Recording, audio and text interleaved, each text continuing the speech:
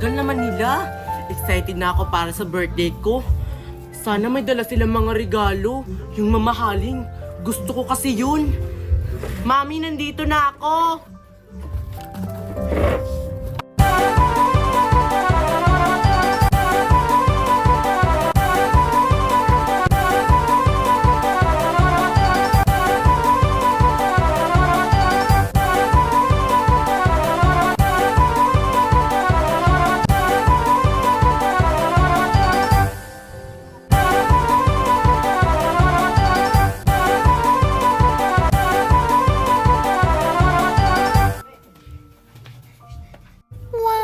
Excited na talaga ako sa lechon.